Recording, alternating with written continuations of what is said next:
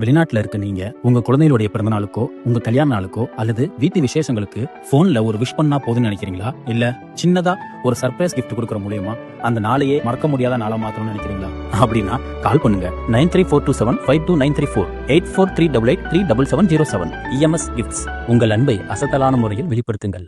Hello viewers, lifestyle Tamil YouTube சேனலுக்கு உங்க எல்லாரும் வரவேற்கிறதுல ரொம்ப மகிழ்ச்சி. இன்னைக்கு இந்த வீடியோல எதை பத்தி பார்க்க போறோம் அப்படின்னா, ஒரு முக்கியமான ஒரு சின்ன தகவல் தான். அதாவது ஒரு நண்பர் ஒருத்தர் கேட்டிருந்தாரு, வண்டி ஓட்டும் போது ஏதாவது உணவுப் பொருள் எதுவும் சாப்பிடலாமா அப்படின்ற மாதிரி கேட்டிருந்தாரு. சோசியல் மீடியால பார்த்தேன், அது உண்மைதானான்னு தெரியல அப்படின்னு கொஞ்சம் கிளியர் பண்ணுங்க அப்படின்னு கேட்டிருந்தாங்க. அவங்களுக்காக தான் இந்த பதிவு.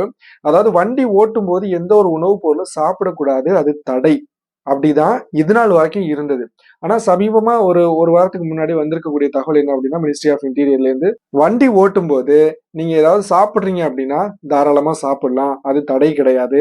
அதே மாதிரி ஸ்மோக்கிங் பண்றது, சிகரெட் பிடிக்கிறதும் பாத்தீங்கன்னா தடை கிடையாது அப்படின்ற மாதிரி சொல்லியிருந்தாங்க. அதாவது இதுல இருந்து நம்ம புரிஞ்சுக்க வேண்டிய விஷயம் என்ன அப்படின்னா, நீங்க வண்டி ஓட்டிக்கிட்டே ஏதோ சாண்ட்விச்சோ ஏதோ ஒன்று சம்திங் உணவு பொருள் சாப்பிடுறீங்க, ஏதோ குடிக்கிறீங்க அப்படின்னா, காஃபி குடிக்கிறீங்க அப்படின்னா பிரச்சனை இல்லை, சிகரெட் அடிக்கிறீங்க அப்படின்னா பிரச்சனை இல்லை.